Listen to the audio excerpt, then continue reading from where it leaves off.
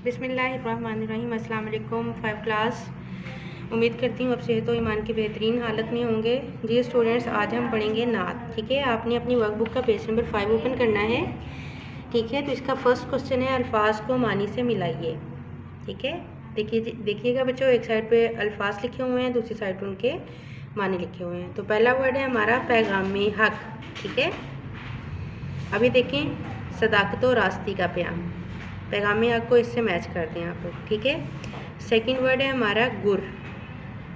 इसका मतलब होता है तरीका, किसी काम को करने का ख़ास तरीका। ठीक है, इससे मैच कर दें इसे। थर्ड वर्ड है हमारा बज़्म जहाँ, ये देखिए आलम, दुनिया या कायनात। ठीक है, उसके बाद गाफिल है, बेखबर या बेपरवाह।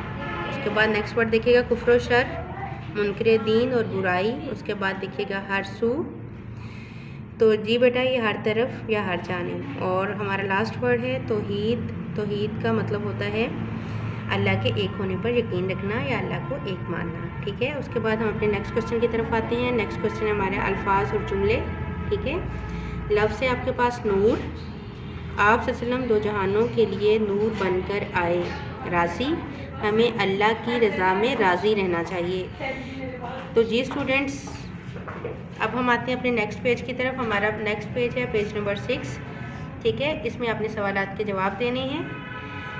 ये इसका एक मुशाहिदा है, देखिएगा ज़रा। हम रोज़ ज़िंदगी में कहाँ आप रस्म की तालीमात के मुताबिक अमल नहीं कर रहे हैं। अपने इर्द गिर्द मुशाहिदा करके कोई से 4 निकात की निशानदेही कीजिए। इशारा दिया हुआ है हमें वादा खिलाफी।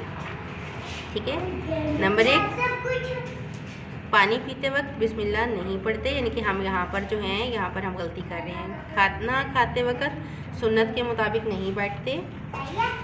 और 5 वक्त की नमाज अदा नहीं करते। नंबर 4, बड़ों का एहतराम और बच्चों से प्यार नहीं करते। ठीक है, उसके बाद एक तहकीक दी गई है, इंटरनेट या किताबों से नबी सल्लल्लाहु अलैहि वसल्लम के 5 इरशादात ढूंढ कर लिखने हैं। ठीक है, तो बेटा देखिएगा, नमाज मोमन की मिराज है, बेहतरीन दुआ इस्तग़फ़ार है, नरमी से गुफ्तगू करो, बड़ों का अदब करो, जानवरों पर रहम करो।